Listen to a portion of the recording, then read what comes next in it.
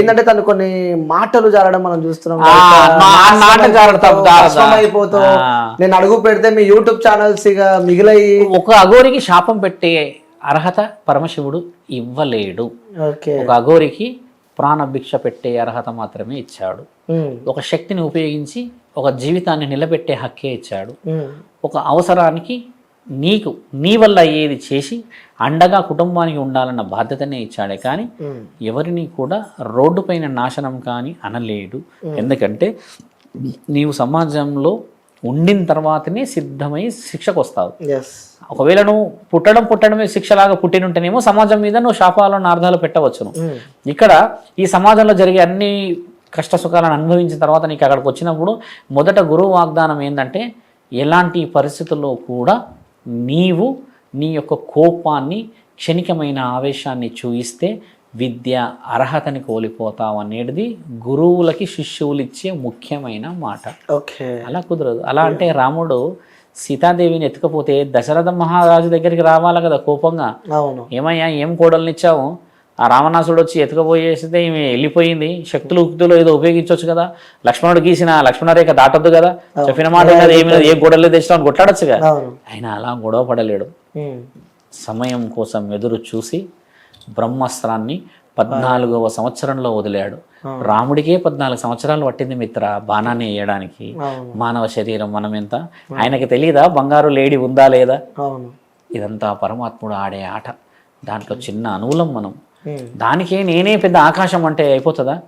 సృష్టిలో ఉన్న ఒక చిన్న అణువుకి ఇంత శక్తి ఉన్నది అని పరమాత్ముడు చెప్తుంటే సృష్టికి ఎంత శక్తి ఉండొచ్చు, సృష్టిని నడిపిస్తున్న సృష్టికర్తకి ఎంత శక్తి ఉండవచ్చు?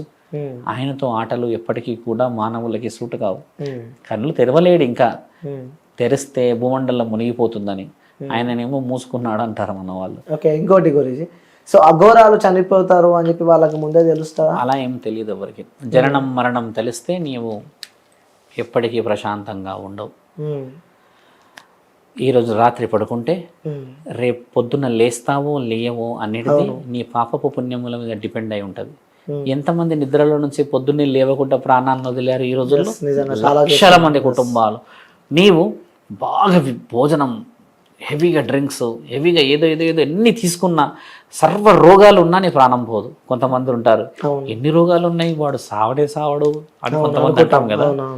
కొందరు వ్యక్తులు అరటిపండు తినంగానే చస్తారు. మరి ఎక్కడ ఇది రాసింది ఎవరు? అక్కడ పరమాత్ముడు. ఇక్కడ చావుని నిర్ణయించడానికి నీ శరీరం, నీ జ్ఞాపక శక్తి సరిపోదు.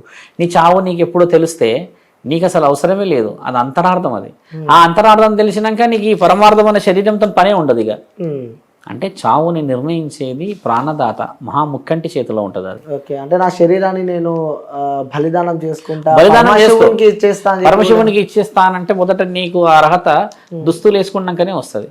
నువ్వు పరమశివుడికి ఇవ్వకు, పరమశివుడే తీసుకుంటాడు నీకు అవసరం ఉన్నప్పుడు. ఆయనకి ఇష్టం ఉంటే నువ్వు ఈ రోజు ఇన్ని విధాలుగా ముందుకు పోవు కదా. ఈ శరీరం కూడా నన్ను అడిగారు మీరు చాలా మంది, మీరు బతుకుంటే ఏం చేస్తారు, ఒకవేళ సడన్గా మీకు ఏమైతే ఏం చేస్తారు అంటే నేనేం చెప్పానంటే ఈ దేహం ఉన్నది బతుకుంటే ఆయన కోసమే, కాలం చేస్తే ఆయన కోసమే అని చెప్పాను. కాలం చేస్తే అన్న, నేను చేస్తున్నా అని చెప్పలేను. నువ్వు అనుకున్నంత మాత్రాన ప్రాణం పోదు మిత్ర. ఒకసారి ఐసీయూలో ఉన్న పేషెంట్ల దగ్గరికి వెళ్ళి ప్రాణం విలువ అడిగి చూడండి. అక్క, చెల్లె, అమ్మ వాళ్ళంతా ఎదురు చూస్తారు.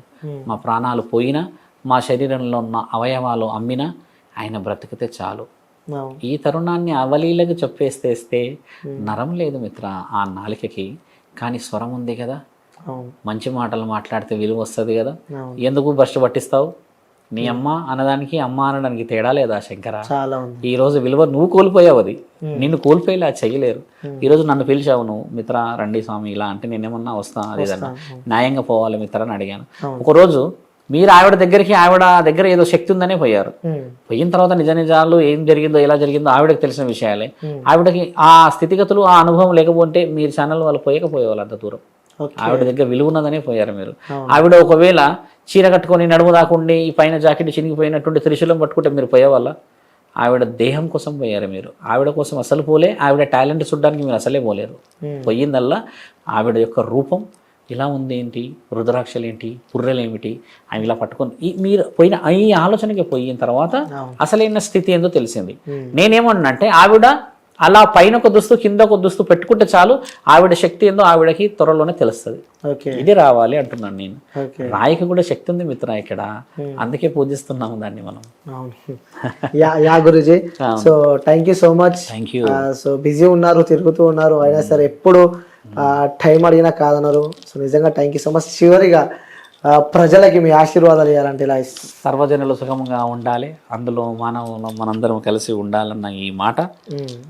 త్వరలో మేము కట్టబోయే కేదార్నాథ్ ఆలయానికి మీరందరూ చాలా వివరంగా వచ్చి ఆశీర్వాద బలాన్ని, పరమాత్ముడి ఆజ్ఞని తీసుకొని నిజమైన నిజాలు నమ్మి ఈరోజు పడుతున్న కష్టాలు ఎప్పటికైనా సుఖాలను ఇస్తాయన్న ఆ తరుణం ఇంటింటికి మేము చేరి చెప్పే ఆ మహా విలువైన సమాధానాల కోసమని ఎంతమంది వచ్చినా ఏమి చేసినా మన భారతదేశాన్ని పెకిలించే మునగాళ్ళు అయితే ఇంతవరకు రాలేరు. అక్కడ ముత్యాలమ్మ గుడి తీసుకున్నా, అక్కడ ఇంకేదో విషయ వివరణలు తీసుకున్నా కూడా విజయం మనదే అని చెప్తున్నాము. దానికి మీరు సర్వంతర ఒకే ఒక్క మాట అనుకోవాల్సింది ఏంటంటే ఇది మన భారత జాతి అని తెలుసుకుంటే విజయం మనదే అని చెప్తూ సర్వజనులు సుఖంగా ఉండాలని కోరుతున్న మీ శివరుద్ర సాధు. థ్యాంక్ యూ సో మచ్ గురించి. సో ఇంకా నెక్స్ట్ కూడా మనం ఇంటర్వ్యూ ప్లాన్ చేద్దాం. సో కేదార్నాథ్ టెంపుల్ అన్నమాట. సో ఎక్కడ లేదు అలాంటి టెంపుల్ కోసం నిజంగా గురించి చాలా కష్టపడుతున్నారు. నేను చూస్తూ ఉన్నా 1 year నుంచి కూడా తను భిక్షాటనకై తిరుగుతూ ఉన్నాడు, గ్రామం గ్రామం గల్లీ గల్లీ తిరుగుతూ ఉన్నాడు. సో తను తినకుండా, తను భిక్షాటన చేయకుండా కూడా, సో ఎందుకంటే కళ్ళారా నేను చూసినా కాబట్టి నేను చెప్తున్నా. సో డైలీ తిరుగుతున్నారు. సో ఈ కేదార్నాథ్ టెంపుల్కి సంబంధించి కూడా మనం పెద్దగా ఇంటర్వ్యూ చేద్దాం.